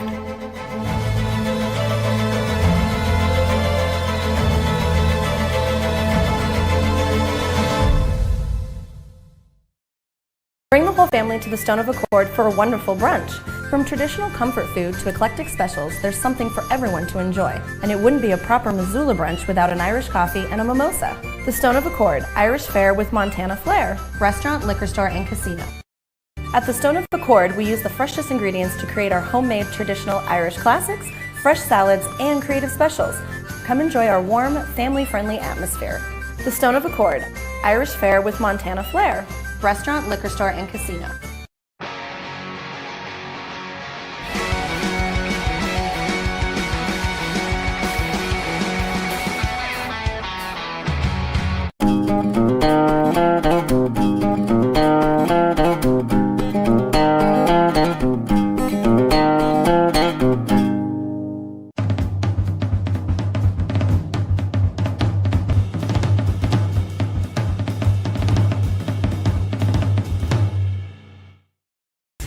ESPN Missoula Sports Center.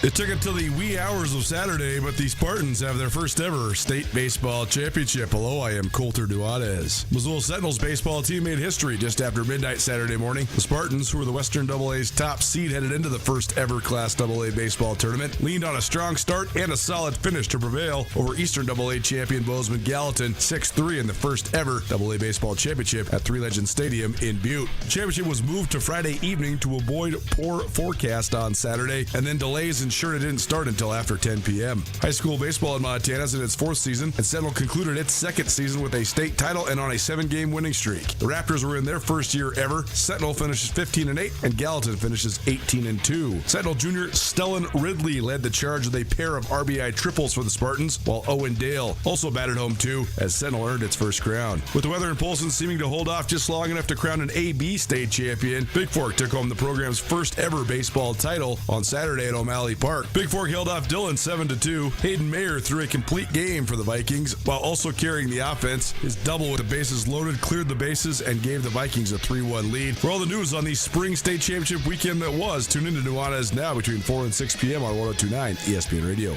This ESPN Missoula Sports Center is presented by Canyon River Golf Club. This is Nuanez Now on 102.9 ESPN Radio Missoula.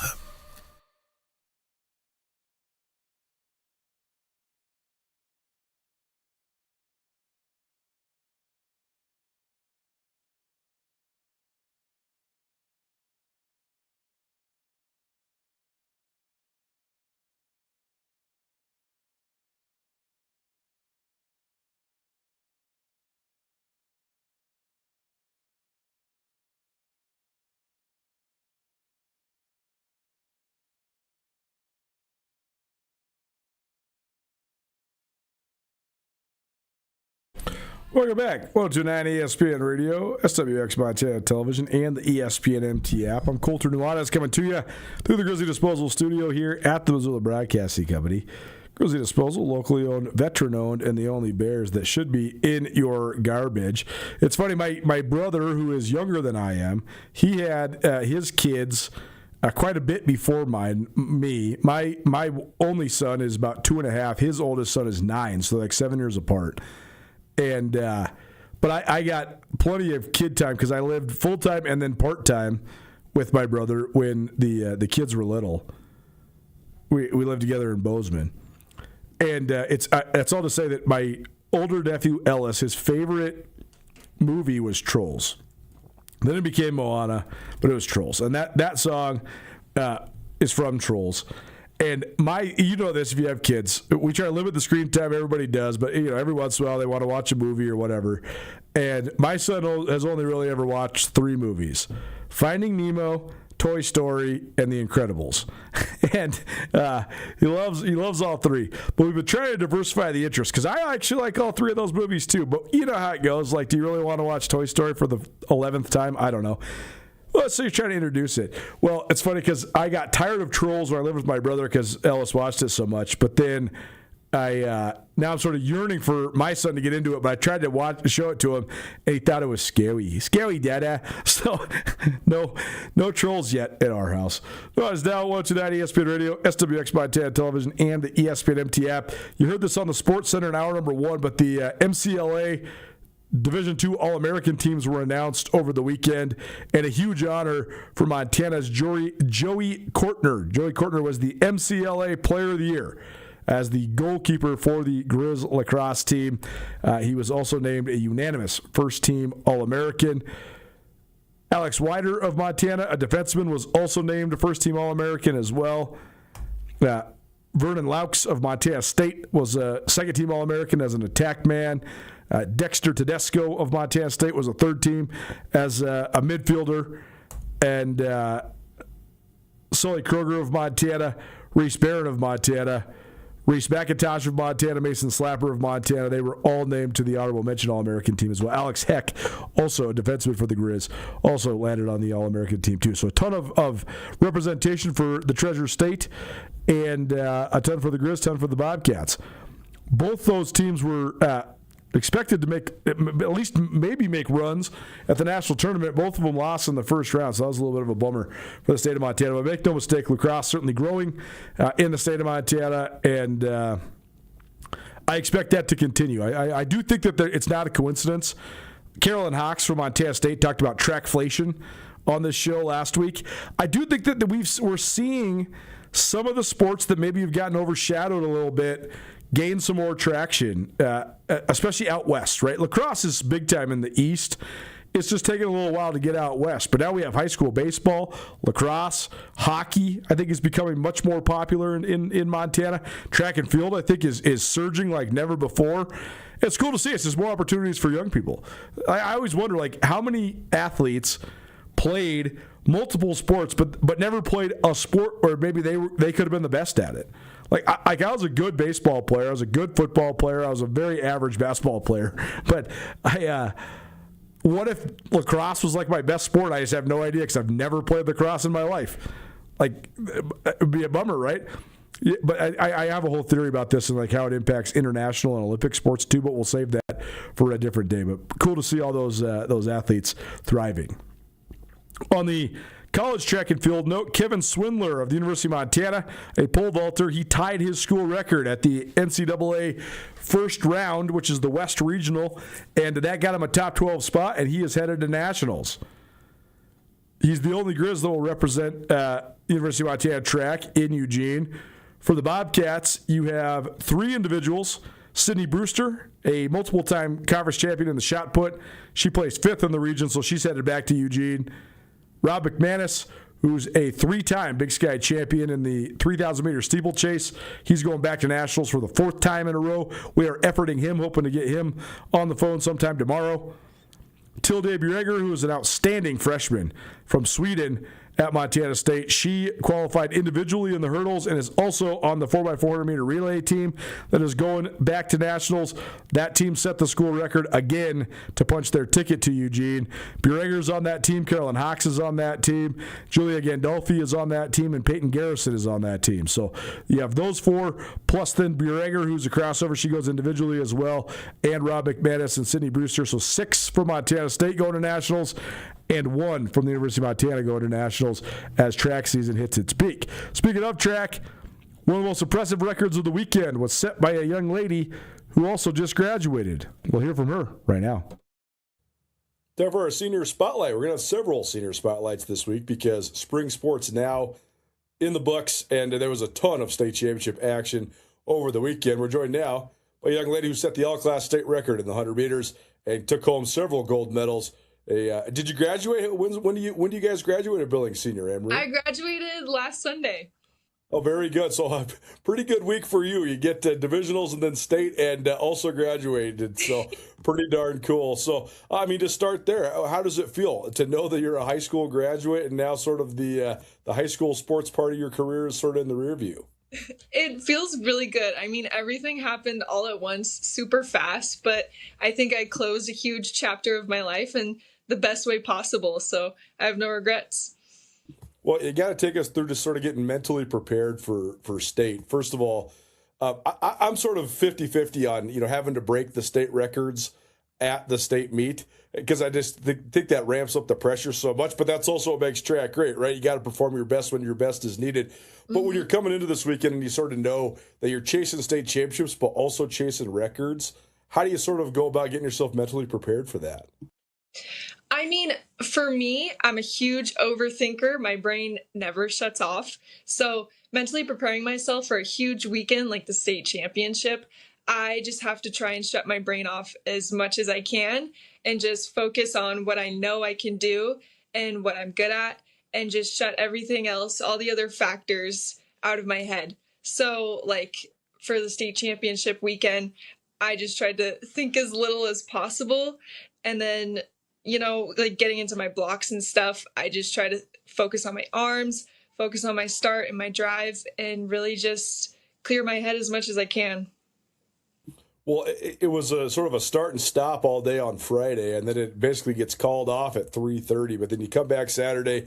I think everybody kind of knew, like, hey, we have to finish this thing because there's nowhere else to go, right? So everybody's competing through the cold and the rain and the wind and all that. So when you're leading up right to the 100 meters, what's sort of your process to get ready for that? Because it was so hilarious. All you girls were wearing basically like multiple layers, right? Like snowsuits before you get into the block. So how do you sort of get yourself physically warmed up to get in the blocks right there? Oh my gosh. Well, running the 400 on Saturday was not something I was mentally prepared for. So I had given it my all in that 400 race and my body was so tired. So before the 100, I really just focused on, keeping my legs warm. I tried to sit as little as possible and walk as much as I could. I elevated my legs to get that lactic acid out as much as I could. And I just tried to warm up as much as I could because it was cold out and cold muscles don't do as well as warm muscles do. So, yeah. Well, you're sitting in the blocks. You already had broken the record in the prelims. So at that point, is it just, hey, let's make sure we get this gold medal? Or how do you sort of gauge what your goal is going into that specific race? That was definitely my goal, was just to get first. I hope that doesn't sound like bad or anything, but it was what my coaches had talked to me about. It was what my parents had talked to me about. Like coming into that 100 on Saturday, I knew that I had proved myself. So all I was really worried about was just getting the points for my team, I guess. Senior high in my 4 years hasn't done as well as it had in like the past decade. So I really just wanted to prove that like senior high is coming back and like we're a strong team. And I just wanted the points for all the girls on my team that I know put so much work and effort into. And yeah, I knew that my body wasn't as healthy as it was the day before, especially coming out of that 400. So my biggest goal was to just maintain the lead, I guess. Well, very cool. Senior Spotlight probably presented in part by McElberry Homes. McElberry Homes, proud to support high school athletics across the state of Montana. Emery Peel, a recent graduate of Billings Senior High School, joining us here on Nuanez Now, 102.9 ESPN Radio, as well as SWX Montana Television and the ESPN MT app. Spring sports in the books after this last weekend. A rainy one in Missoula, but certainly a ton of great action. You got to take us through the race where you broke 12 seconds. First girl in the history of the state of Montana to go under 12, so that's pretty dang cool. Did you feel like you had that in you? And just take us through what you thought went right during that race. Oh my gosh. Well, I honestly was not expecting it. I ran my PR my previous PR 12:03 at top 10. So that was 3 weeks ago, and I hadn't matched that or anywhere near that since. And I had taken a week of rest, a week of break. So my body was definitely feeling better. And then just running that race, I just knew I needed to give it my all.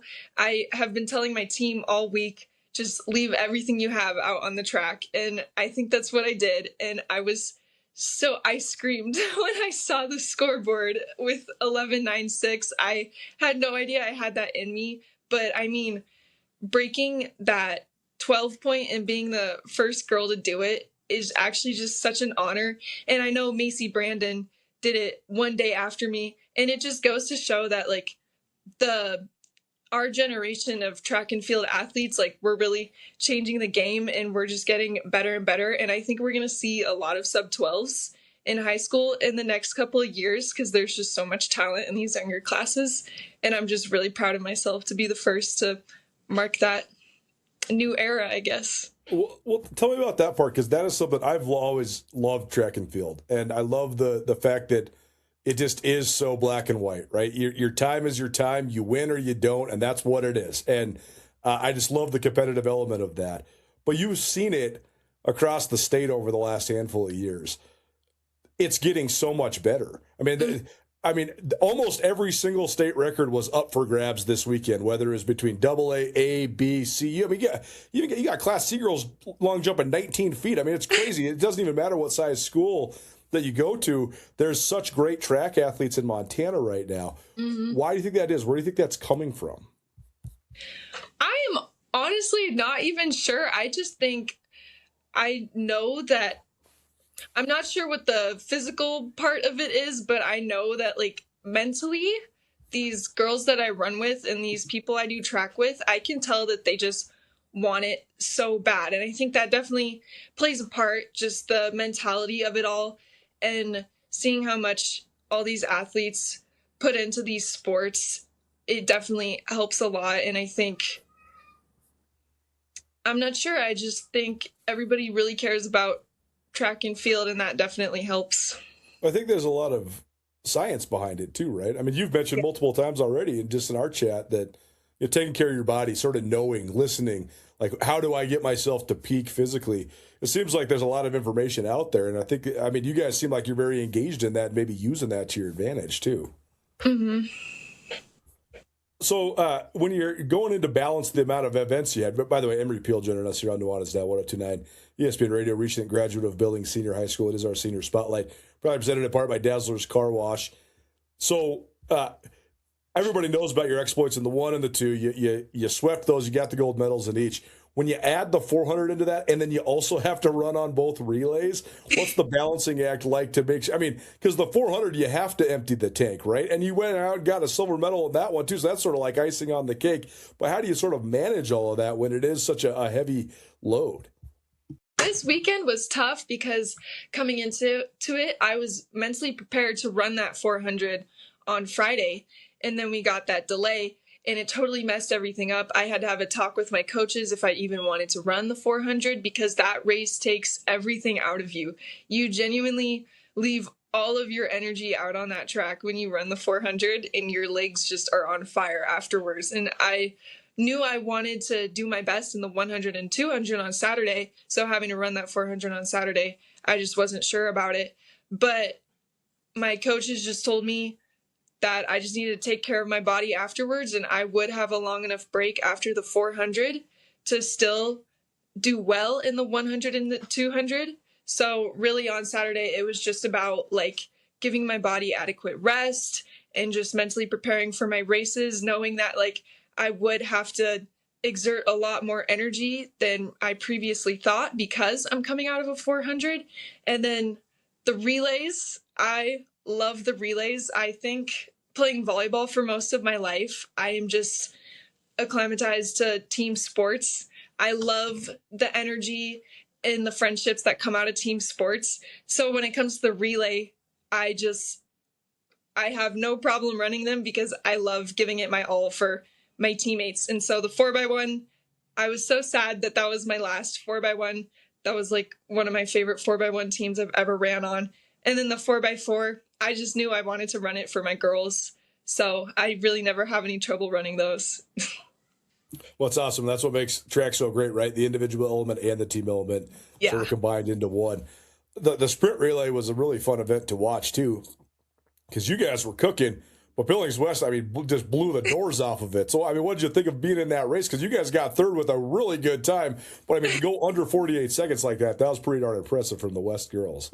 Super impressive. It just goes to show that, you know, the era of track and field is changing. That was, I know a lot of the track records have been up for grabs, but I think West set a record that isn't going to be broken for a while. That was a crazy time. And it's so fun. It's been so fun watching that relay team run. They are truly just the sweetest girls, and they just want the best for everybody.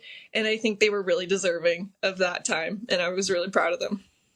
Very cool. Emery Peel joining us here on Nuanez Now 102.9 ESPN Radio. So for you, what do you think is the thing that helped you make the biggest jump coming into the senior year? Because you've been very competitive the last couple of years, but then you became the best in the state. So, I mean, what were some of the things that you think were the factors that helped you, shave so much off of your times and become a multiple-time state champion? Well, this past year, I started weightlifting. I knew that would help me quite a bit. And then the biggest thing that I know helped me a lot was that I am not juggling two sports at once. In all my years of high school, except my senior year, I've done both track and field and club volleyball at the same time. And that is just so physically taxing that I don't think I was able to do my absolute best in past years. But this year I was able to put all my time and energy just into track and field. And so my body was so much healthier than it was before. And I think that's what really helped me excel this year. Well, very cool. You're going to continue your track and field journey. So tell us a little bit about that. Headed to the mining city, going to run at Montana Tech. So tell us about sort of what led you to making that decision. Well, Montana Tech has always been in my vision just because I have always wanted to be an engineer. I'm like pretty good at math, if I do say so myself, and I want something a little more hands-on. And Montana Tech just has great academics for engineers. It's just the perfect school, and it's a beautiful side of Montana, and I'm just really excited to see myself there. And it's one of the schools that I knew I could run track and field at, and so I was really excited to go there. Not only am I getting a good education, but I'm continuing my track and field career, so I'm really excited. Well, very cool, and it's an awesome education. You're going to get a great education there, and that's going to be the biggest boost for you for sure. Yeah. So what's it look like between here and now, or I guess now and then? Do you have any big plans this summer? What are you going to do sort of in this interim to sort of enjoy the lingering days of your high school years? Well, this summer I'll run in the Big Sky State Games again. That was really nice. They started that up last year, the opening ceremony, so that'll be really fun again. But other than that, I think I'm just going to start working out again. I'm going to work, save up for college, and then I'll be off. And so I'm really just going to enjoy my last summer as a high schooler and really take it all in, I guess. Well, congratulations again. We appreciate you for sharing some of your story, and a great job this weekend, and the best of luck with everything. We'll be following you into the future, but thanks so much for joining us here today. Thank you so much. Senior Spotlight probably presented by McElmurray Homes. Blaine McElmurray knows what it takes to go from small town Montana to the highest level of sports. He's from Troy, Montana, played on the 1995 Grizz National Championship team. They went on to have a successful career in the NFL before returning to the Treasure State to start McElmurray Homes, the elite custom home builders in the state of Montana. McElmurray Homes also proud to support high school athletics across the Treasure State. We'll take you home on the other side. Don't change that dial. Keep it right here, 102.9 ESPN Radio.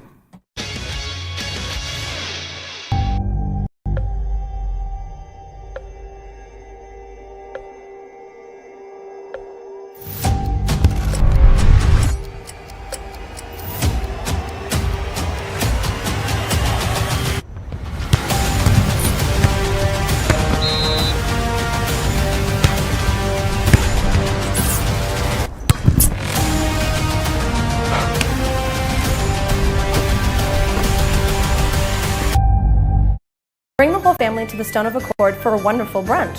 From traditional comfort food to eclectic specials, there's something for everyone to enjoy. And it wouldn't be a proper Missoula brunch without an Irish coffee and a mimosa. The Stone of Accord, Irish fare with Montana flair. Restaurant, liquor store, and casino. At the Stone of Accord, we use the freshest ingredients to create our homemade traditional Irish classics, fresh salads, and creative specials. Come enjoy our warm, family-friendly atmosphere. The Stone of Accord, Irish fare with Montana flair. Restaurant, liquor store, and casino. Access to Montana's great backyard is the best part of being a Grizzly.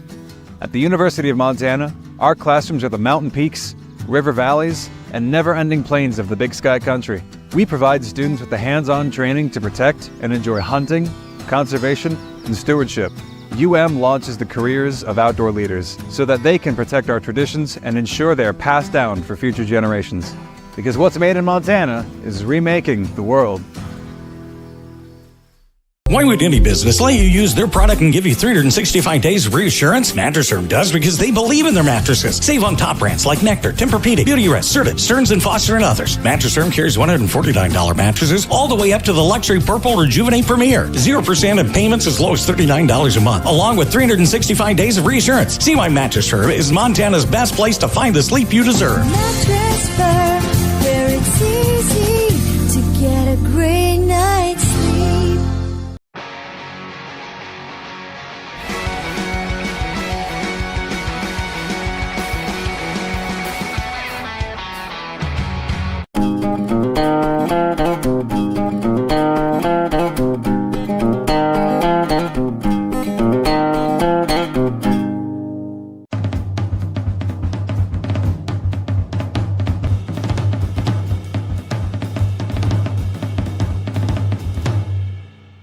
Mountain Town Vacation Rental Management, your local partner for vacation rental success. We provide a fully customized hosting experience tailored to your needs and goals. Your home is listed on every major site, helping you maximize visibility and bookings. And our local team is available 24/7 to handle guest needs and booking inquiries. Let us take the stress out of managing your vacation home. Contact us today at mountaintownvrm.com or give us a call at 406-369-3080. Nuanez Now on ESPN Radio.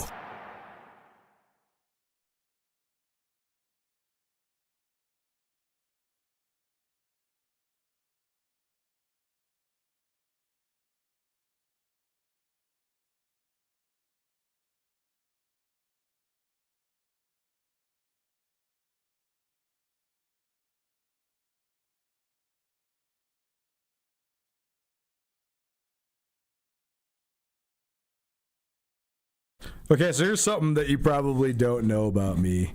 Actually, don't even know if that's bubblegum, really. Justin Bieber was a bubblegum pop guy when he was a child because he's famous when he was so young.